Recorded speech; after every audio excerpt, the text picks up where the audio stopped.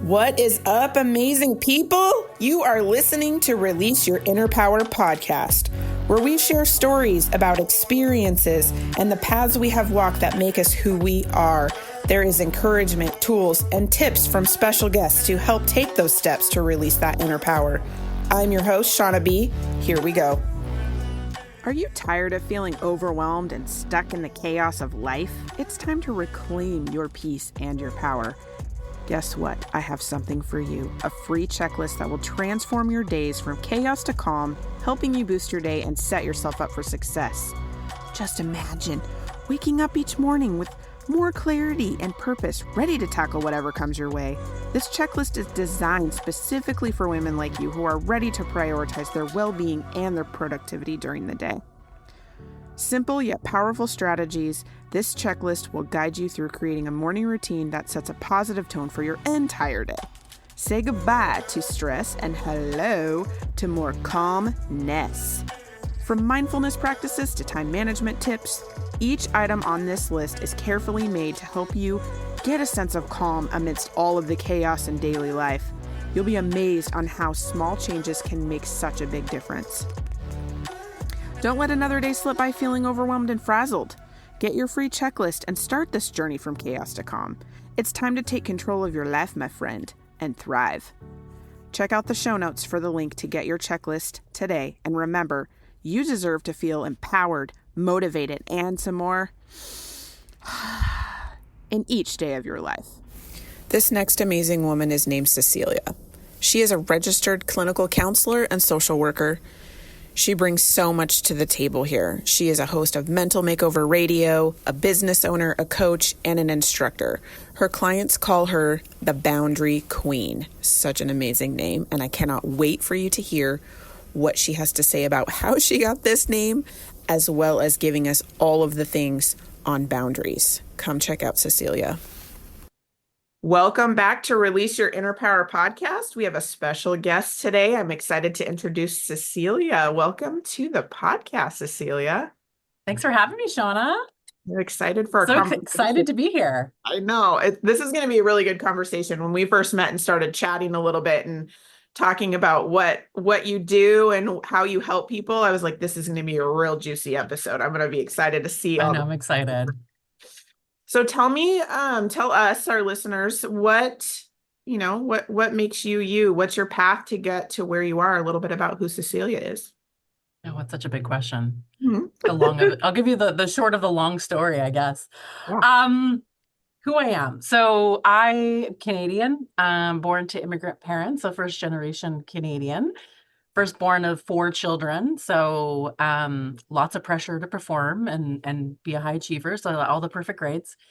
But what came out of that is, because my parents came from different countries, is they gifted me with a passion for speaking out against injustices and social injustice and all those things. And I was quite a bit of a loudmouth, as my dad might say, when I was a bit younger, pointing out all the things that were wrong with the world. Which naturally led me to go to social work. So I ended up going into social work in my 20s and found a home in social work, which is all about helping people, the disadvantaged, but also really understanding the world and how systems really oppress people and keep people limited from access of resources. And I would say I really found my voice in that space quite a bit, actually. And I guess the journey into boundaries is really being able to speak up for other people who basically didn't have a voice. And from social work, it kind of evolved, and I ended up kind of pursuing more of a therapy path and helping people find their voice and heal through trauma. And that's kind of led me into business, and I run my own group private practice, and I run a team of about 12 people, 12 therapists at this point. Really work hard in the community, and now kind of expanding into the coaching world just a little bit. Just being able to hone into a little bit of helping people cultivate connection and how boundaries fit into that and how it works with relationships. And then that led me to my own podcast, and here I am. Ooh, I love that. I love how you said a little bit of a loud mouth. when you were little. It's interesting too because I feel like if you do find your voice when you're little, like that's usually how it's That's like, what you get called. yeah, it's just like, okay, you talk too much or you're being a little bit too Right. much or whatever. And it's interesting to see how when you're a kid it's different, but then when you're older, it's like, okay, wait, like we can't say that now. No. Well, in fact, it's like it's kind of, it leads into your superpower, Yeah. right? It's like as a kid, it was looked down upon in some ways, right? The feedback to my report cards was always, Cecilia's a great student. She just talks too much. Or she's trying to make conversation with everybody all the time. And so I would get in trouble for that all the time. And then I became an adult and I get paid to talk a lot and I get paid to, share and help people and have conversation with people. So it just kind of turned this thing that was seen as not a really great skill as a child because I wasn't following the rules. And now I get to break all the rules and it becomes my superpower, which is the greatest gift I would say is being able to build a career out of, being a bit of a loudmouth. Yeah. I love that. I love how you talk about it too, because it's like, so it's, you can choose to be like, oh yeah, I talk too much or whatever, or you can just continue to go and be like, no, there's, like you said, there's something wrong with this. I need to speak Mm-hmm. up about this. I need to, say the things. I love that because I think it's super important to have a voice for others that may not have a Mm-hmm. voice. You could be that like Mm-hmm. beacon or guiding light, if you will, to help out other people. And it's so powerful and motivating and also empowering for the people that may not yet have it. And then you're just Mm-hmm. kind of pulling it out of them by like, see, you can, yes, you can, and like do it for them, and eventually, hopefully, pass the baton to themselves if they learn, Exactly. if you will, so they can speak up for themselves and have their own voice. Exactly. That's so great. That's so great. You said at the very end that you have a podcast. Tell us a little bit more about your podcast before we dive into Oh, some other things. great. My podcast is Mental Makeover Radio. And the reason I named it a mental makeover because, what we have is super amazing. I think we're all magical beings and we all have something that's very unique about us. And often we think, or maybe the narrative out there is that you have to like rebuild or become a whole different person. And for me, it was just like, well, physically we do makeovers and we love those makeover stories, but we never really talk about what a mental makeover. It's like it's just tweaking what's there, keeping what's really great and amazing about you, but just shifting some of the things to work to your advantage. So that's kind of where the name came from. And on the podcast, I have audiences can submit a question, so I can just kind of answer their question, kind of like an old school. We used to write into the newspaper asking for advice. Sometimes I just talk about mental health topics or have people come in and talk about different things or answer specific questions. And it's all about having one small actionable thing you can do to create great change in your life. I love that. I love that. Mm-hmm. Yeah, and I remember reading too how you were saying like it's broken down to be like everyday life action, so it's not doesn't seem Mm-hmm. so big. It's like a smaller step that so it's not so overwhelming to Because take. that's really how change happens. It Mm. actually doesn't happen in this massive, you know, 180 shift. We like to think it does, but the truth is like we just don't. Humans really detest that kind of change. We can do it in really extreme circumstances. Let's say if we're in the middle of a war, we all make it changes. But when it comes to every single day, we actually don't like making big changes. Humans are the psychology of how we do change is one incremental step at a time. And when you do one thing, it compounds. It has this like massive ripple effect when you do one thing different. So that's kind of how I coach. And it's the way that I run my podcast is making small changes to compound really great change. Yes, I love that. I love that. I want to get into talking about boundaries, which I'm really excited Yes. about because people that have worked with you say you're the queen of boundaries. So I'm really excited to dive into the boundaries aspect. Can you tell me more about Hmm. how you started with this, how you got your name Queen of Boundaries, and then give us some tidbits on it? Oh my gosh, the nicknames are great. I know, I love I it. think it originally came from when I was early on in my career. I worked in sexual assault center. So I just worked with survivors of sexual abuse. And I did that for about 9 years and did all the trauma work. And what came out of that was helping people set boundaries. Because one of the things that comes from trauma, especially sexual trauma, is a violation of all the pieces of ourselves. And a lot of survivors would feel like they didn't have autonomy of their physical body anymore. And it was really difficult to say no because in the face of trauma, they maybe did say no, or they were violated and they didn't have that voice. And I found a lot of the work that I was doing was around reclaiming their sense of self, reclaiming their autonomy, which came with setting boundaries. And it just kind of catapulted from there. And, everyone would like, you're so good at it. You're such a queen of boundaries. And then when I went into my own private practice, I was still doing the same kind of work. And I still do it today, because as women, we're just not really socialized to have a voice. And we've come a long way. I would say it's very different today than when I was in my, let's say, teens. The teens today have a very different context of culture and society than I did. Because I grew up in the 90s, so it's very different. But there's still this idea of women being silenced and not having a voice. And when they do set boundaries, or they do share a need or a want or desire, it gets labeled. If it's too harsh, it's considered to be bitchy. If it's too soft, it's too passive, or you're a pushover. And there's all these kind of labels we give women who are trying to set boundaries. And then couch in that, there's this idea that I'm not deserving of, or I'm not worthy of these boundaries, or I have to earn it somehow. Like I have to give so much in order to get anything in return. Whereas typically men don't walk through the world this way. Men actually, most men set boundaries really easy. They don't even think about it. It's not even a thought in their mind that their boundary isn't going to be respected, or their need is going to be rejected. Like they're just not socialized in the same way. They're not socialized to have to care for all these relationships first.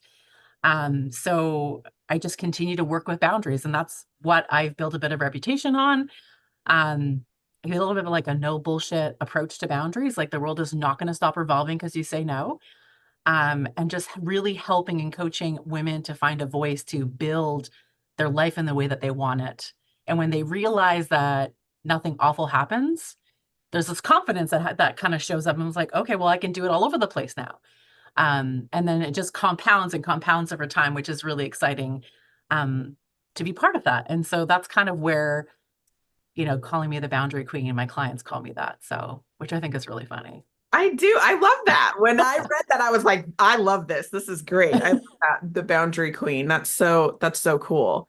You're so right about, like how you say society, like through, societal norms, how we get labeled as speaking out and all of that. And it's like the hurdle that, some people have to get over. And I think it's just amazing. Like you said, once you get over that hurdle by taking those little steps, then you're like, it like opens up a whole new world, like you said, where it's just, I can do this all over the place. And then you're just like trying all new kinds of things. It's like a way of freeing yourself to be able to do more of those things. And then, kind of like how I would say, like releasing your inner power of giving yourself permission to do this and do it. And then you feel so much more powerful, so much more of a voice, and so much more empowering of yourself by doing those things. I think it's great. I love that. I love the work that you do. I think it's so amazing. Yeah. And I think that, again, I think also people think it's just about saying no. And so one of the things I help in with clients that I work with, people I work with, is understanding that it actually doesn't always sound like a no, because the word no, it has a lot of emotional load to it. So we all have our experiences of no that come from childhood, but no can sound very differently. It can be, thanks for the offer, I don't have time in my schedule. It can be, thanks for the invitation, I've already committed to another event that night. I really appreciate the invite. So it doesn't have to sound so, I don't know, aggressive. I think a lot of people, especially women, think that boundaries sound aggressive, or they're going to turn into somebody that is really aggressive because they're setting boundaries. The option is people pleasing on one end of the spectrum, or being super aggressive on the other end of the spectrum. Whereas boundaries is in the middle, because the way that I approach boundaries is that we set boundaries from a place of love. It's not in a place of avoidance or pushing away or creating distance in a relationship. Is that boundaries come from a place of love, and it actually facilitates a deeper connection with another person. And when we go from that place, it feels soft, but it feels clear. So, and that's the important piece. It doesn't have to feel rigid or aggressive. It can feel really soft and loving, but it's also really clear of where the limits actually are, where I end and you begin, what I'm willing to provide or able to provide, and what is not on the table of what I can actually do. And in that clarity, we actually have better relationships. We have better connections because the other person gets to know us. And then you get to be seen by this other person. And that creates a closeness in any relationship, whether it's a friendship or a colleague or an intimate partner or parenting, whatever the relationship is. Boundaries actually bring people closer together. But we somehow in society, we think it's actually the opposite. Yeah, I'm actually really, really glad that you said that, because that was one of the things I was going to bring up, is that it's very confusing because a lot of people think that boundaries are the negative side. They're just automatically Right. assumed to be a negative thing of like saying no or putting somebody off or blocking them out or putting up a wall or like all of that thing. And it's so much more than that. But it's interesting how we go straight to that first, and versus understanding that you're actually doing, you might even be putting up boundaries you don't even realize are boundaries because of the way that you're perceiving that they are. And Right. and like you could be doing that all day already, and then start realizing like, oh, I'm actually doing this, and it's in your delivery. You know, you don't have to deliver, like you said, aggressively, or it has to be this like drawing a line, you know, in the cement or sand, if you will, you know, of like this. Like it can be from a place of love, just like you said, and coming from a crystal clear spot, so then they know how to interact with you. So you could be doing it right now and not realizing it, just because the tendency is to always go, oh, boundaries Right. are like the, you know, boundaries are the negative ones of like pushing people out or saying no more. That's a section of it, but that's not Right. boundaries. So I'm so glad that you No, said. and the truth, right. And the truth is, we already all, so even someone who comes to me and says, I have no boundaries, I'm a complete people pleaser. And I usually call bullshit on that, because here's the reason. We all have boundaries because we're socialized into them. Things like, if you're in a lineup, we intuitively know what is the appropriate distance to the stranger in front of us. Because if someone behind us is standing too close, internal dialogue is automatic. Like, why the hell is this person standing so goddamn close to me? Yeah. Don't they know the rules? Like, come on now. Yeah. Right? So there's all these already boundaries we have. And I really encourage people to take an audit. Like, if you're struggling with boundaries, take an audit of what you already do with boundaries, because they're there. You know, driving is all about boundaries, right? It's like they're the rules of the road, but they're all about boundaries. They're like, what can I do and what can I not do? Where's my space end and the other person's space begin? Right? So we already have these boundaries that we think that we don't have. So it's a really good place to start, is like taking an audit. What am I already doing? And then taking an audit around, okay, so where do I need them? Because they may not all be created equally, right? We also like to paint it with one big brush, right? And instead of thinking, well, which relationships require them and which ones are more imminent that I need to maybe set, because I think it's important to look at those things and to start at the easiest. It's always starting. Most people come in, when they come in to want to work on boundaries, they want to pick like their biggest boundary buster in their life. They're like, I got trouble with my mom. And by the way, everyone's got some boundaries with their mom. Yes. That they need to probably set with their moms. Yes. But they pick the biggest person. And what makes the most sense is actually pick the easiest person, because you get to practice there. And you get to, ask a friend to say, hey, I'm really trying to work on my boundaries. Can I practice with you? Can we practice together? Can we engage in this learning together? Which seems really silly and you might laugh and all the things. But what it does, it helps you build up that courage to then slowly build into the relationships that maybe are a little bit harder, or situations that are a little bit harder. Because I think with having some confidence, it's really helpful then to kind of encounter that person who is probably the most problematic in your life. So I would start with a place of take an audit and then pick the least threatening or the most safe situation to start to practice some of those boundaries, to build some confidence, just to see how it brings that relationship closer. Yeah. As well as the awareness of the level of boundaries you're already using and how you can, you said, it's like flexing a muscle, like working out a muscle. You just have to keep doing it for practice, and they get stronger and stronger and stronger the more you practice it. I like how you said to ask, a friend to practice, that's close to you and that's easier, because I think that I don't know, there's just something there that would also help them. Like it's a win-win for all around. Yeah, You know what I mean? 100%. And then it makes you stronger with your boundaries, like you said, with the difficult person. And I really like that you start with, somebody where it's easier before just diving into the big monster one that, like, and I'm sure it is. That's like you said, because everybody wants to fix it. Like right now, everybody wants the quickest way, if you will. So they start with the big boundary. This is what I have to do now because it's like probably bothering them the most. But I like how you say to back it up a little bit, start building up to that because it will be easier in the end. That's really great. What else? If somebody finds that like does their audit and then they find, what they need to work on and start lower and then kind of work your way and practice up to it. Where do you find people get stuck? Like where do you find where people get stuck and they they just need that little bit of encouragement or a little bit, like what is a tool that they can use to get over that hurdle of getting stuck where it feels like they're just not making progress with it? I love it. It's a great question. Most people get stuck they think the boundary is just about saying the no or setting the limit. And they miss that the most important part is actually sharing what your need is. Right. And so, unfortunately, we're like in this cancel culture kind of time where people are just like, I don't like you. Boom. I'm blocking, deleting you, whatever it is. And that's my boundary. So not really, it kind of is, but it isn't a boundary. What it is you're just being really avoidant. And that's super great if it's a dangerous situation or you're really unsafe or it's abusive.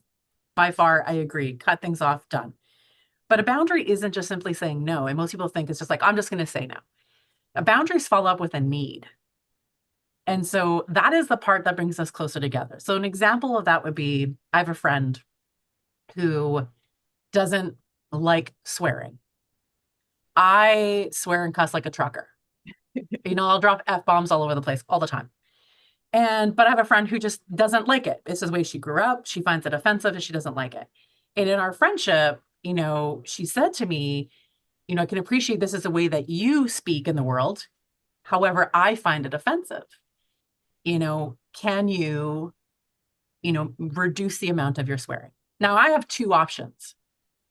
My option could be like a really clear, screw you, friendship's over, because you're telling me how to be, and I get really reactive. Or I can sit in a place of, do I value this friendship? Do I value this relationship? And can I adjust how I show up in a way that meets her need for safety and my need for this friendship? And it's like, of course, because I don't swear around children. So clearly I can moderate my swearing. And so it brings our relationship closer because then I continue to respect her. She feels seen and heard, and then we're closer friends. And so it's not just about don't do this or please no. It's also, this is my need that's attached to it. And that's where most people get a little bit stuck, where they were like, well, I said no to this person, but they kept on asking and they kept on pursuing, or they asked me again. It's like, but if you're not sharing what your need is, then how would they know? We have to tell people how to treat us. Like we assume everybody else is going to read our minds and know exactly what we need and want. But I don't even know what I need from moment to moment. So how could I ever hope that someone else is going to make the right guess for me? I have to be really clear about what my needs are. So that's a place that most people get really stuck, is they just give a no without a follow-up of this is my need in this moment. So I think it's just journaling that piece out is when you're making an audit of the places that you need boundaries is to kind of attach a, like, what is my need with this? Do I need safety? Do I need space? Do I need time? Do I need, less stressful situation? Do I need to take into consideration my time commitment? Like, what is it that you actually need? Because that's where the boundary comes from, a place of love instead of it feeling really harsh and aggressive. Yeah, I love that.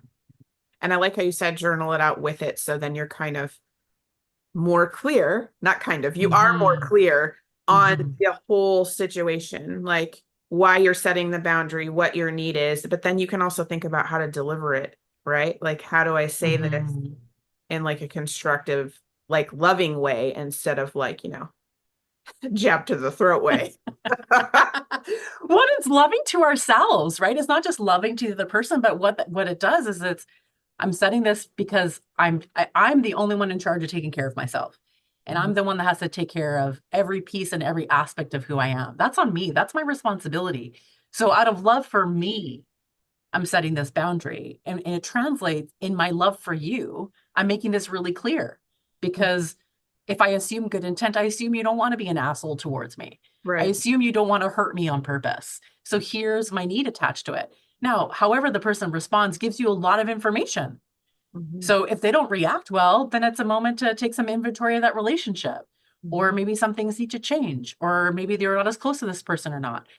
But most people are surprised by like how well most people take it. Yeah, probably because we already come up with how it's going to end up happening when we don't even know how it's going to go down. But we Right. fill in the blank of the story of how it's going to end. Well, it's going to be like this. Well, like you said, you don't know. Like you can't assume, which I think a lot of us are guilty of, is Yes. this person knows me, so they know what I want. No, they don't. Like you said, I don't even have a clue. Moment to moment. They don't have a clue. They have no clue of what you want, because again, you barely even know what you want. And we create all these stories. And the truth is that our brain is wired to create fear stories out of self-protection. So it's always going to come up with the worst case scenario. Oh, I'm going to set this boundary, I'm going to get fired. Or I'm going to say this and my partner's going to break up with me. Or my friend's going to ditch me, or they're not going to want me around anymore. We go to like the super extreme. Yeah. But in reality, most of the time, that's not what happens. No. And you surprise yourself. Once you do it, you're like, that's not that bad. That was actually okay. You know, but getting past that, that little fear story of filling in the blank of really you're grabbing out of air and just putting it in there. Like it's 100%. Not, you're just like, oh yeah, well, this is the end of the story. And then you do it and you're like, oh, I was wrong. It's way wrong. I was off. Totally wrong. Yeah. And a way to challenge that fear is to ask yourself, like, I know everyone listening to this has done hard things. And I know you've done harder things than setting a boundary. Yeah. We have all done incredibly difficult things that we probably didn't know we would do or get through or survive. So in the grand scheme of your life, setting a boundary doesn't even come close to comparing to the hardest thing you've ever done in your life. So if you can do that hard thing, you can do the boundary. It's actually nothing compared to the hardest thing you've ever done. For sure. I like that. I like that a lot. Yeah, for sure. To remind yourself people don't know what you're thinking. You don't know the end of the story, and you've done harder things. It's almost like, especially with boundaries, coming from a place of love and bringing people closer together. That's what you want, right? Like that's the ultimate goal, is to have more connection and make that a deeper relationship. And like you said, how the response gives you a lot of information. But that doesn't always mean it's going to be the story you're making up in your head. Isn't it funny how we crazy make all the things and just play out our lives that might not even happen? We're just making stuff up. All the time. So crazy. So crazy. It is so crazy. And we make a million assumptions. And what I tell clients all the time is like, are you willing to confirm that assumption or not?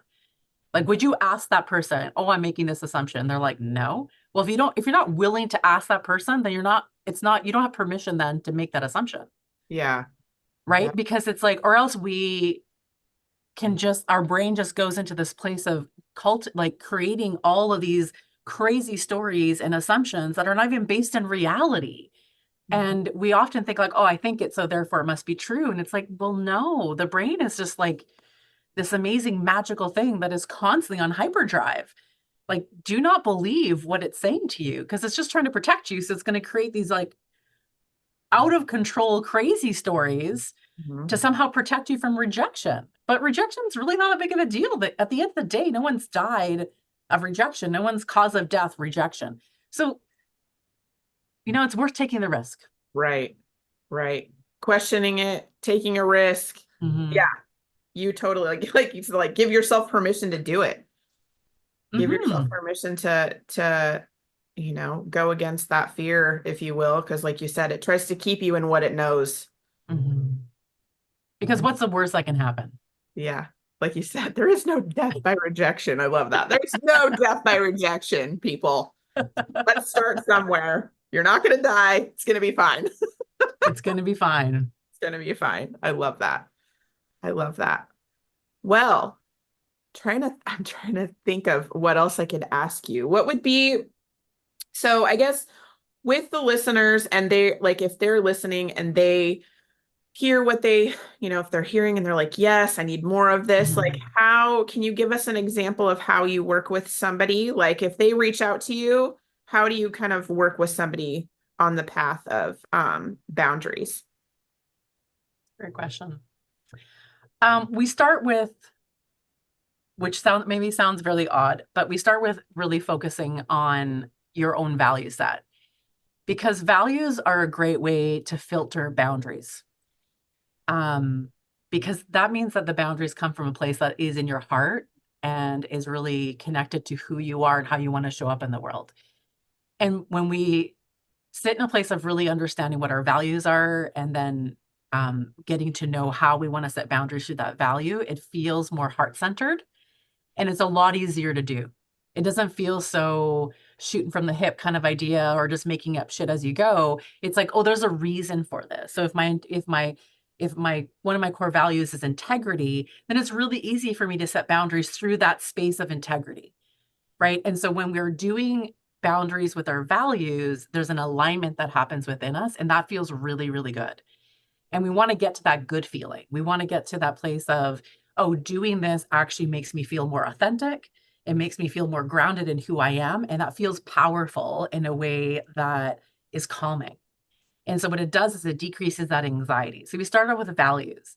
We do a massive audit around all the relationships, all the areas of your life, where things are working well and what's not working well, where there are boundaries, where there isn't boundaries, and create a bit of a strategy around where to start and picking out those safer places. And then what we're working up to, like what is the hardest relationship that seems to be the most complex, so we can build up to that relationship.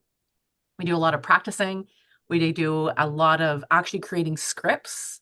So then you're not having to make it up on the spot. So it becomes really easy and everyone has their kind of their own custom script, because we all talk differently and we want it to sound very authentic and sound like something you would actually say instead of parroting somebody else's words that maybe don't really make a lot of sense.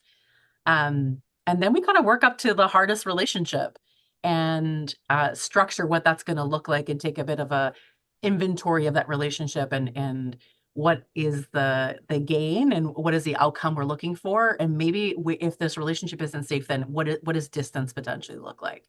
Because I think we need to sometimes negotiate distance and space. So for your own personal growth, doesn't mean forever, because boundaries are fluid. They change all the time. But it is kind of creating some confidence and coming heart-centered as much as possible, creating something that's just uniquely yours, and then having your own kind of strategy. So then when they don't work with me anymore, they have something they're using and they go off into the sunset, because I think that's important that people go off and live their lives and then come back whenever they need a bit of a refresher or some additional coaching around some things. That's great. I love that. Sounds awesome. It's like, okay, so where do I find you? So I guess Well, I have a boundaries workbook for your audience, so they can opt into that and get, a bit of the structure of some of my tips around creating some boundaries. And they can get that at ceciliamannella.com/boundaries. So you can get onto my list. You can find me on my podcast, Mental Makeover Radio. You can also find me on Instagram, Mental Makeover Radio, or Cecilia Mannella on Instagram. You can find me on my website, and connect with me there as well. I love that. I will share all of these in the show notes as well. So it's easy for you to click on and find Cecilia if you want to chat with her. Please email either one of us and let us know how this episode has touched you or helped you, or share your story with us. We love to hear feedback and how we've helped people. I would love that. Yeah. And how we can help further, like how we can touch you guys and really give you like empowering and motivation to do the things that you need to do to grow and to really be yourself. I always like to ask my guests one final question for being on the show. Would you let us know what your superpower is? I would say my superpower is being able to take very complex ideas around psychology and change and how we live life, all the books that make, complicated ideas, and making them into really small bite-sized pieces. I know that's my superpower, being able to make it very tangible, very actionable, so people can start to take the steps. I think the hardest part is, we can read all these amazing books and authors and self-help, but it's really hard to implement. Mm-hmm. It feels like that's a really big piece that's missing, is the implementation of things and the how-to. And I love being able to take these big ideas and making them into small bite-sized pieces so we can all just change our lives one small step at a time. That's awesome. That's so true. Taking all of these complicated things. So sometimes when you read all of this stuff, you're like, I don't even know what they're saying. Like sometimes it's just so much that you're just like, okay, that seems big. So I love that you have that power to break it down, but then you're sharing it and helping others by breaking it down. So that's awesome. You're like the translator. I love it, the translator. I just think we all read these books and we all have a resounding yes. We're like, yes, you're right. Yes, this is who I am. Yes, I need to do this. And then it's like, now I don't know how to do it though. So you've captured me, but now you haven't really told me how to apply it to my life specifically. And they can't do it. Authors can't do it because they're just writing to many. So I am the translator. I do help people translate into actionable steps. So I love that. I love that. I'm going to use that, Shauna. Yeah, do it. I love it. I love it. You've got all kinds of little nicknames that are so fun. I love it. Well, thank you so much for being on the show. It was great to have you here. And I loved everything you shared today. It's going to help a lot of people. And I love that you shared it. Thanks. Thanks for having me, Shauna. Yeah. Thank you for listening to today's episode. I hope you enjoyed the conversation, learned something new, or got some gems to take away that will boost your week. I release a new episode each week, so make sure to click that follow button to not miss what is coming next. If you love the show or want to share a story, send me a quick message. I love hearing from listeners. If you know someone who needs this episode in their life, go ahead and share it with them. I'm sure they would love you for it. If you are looking to connect more, check out the show notes for all the social links, my website. I would love to hear how this episode helped you and what you loved about it. If there's a topic you want to hear about, send that too. All right, ladies, now is the time to release your inner power.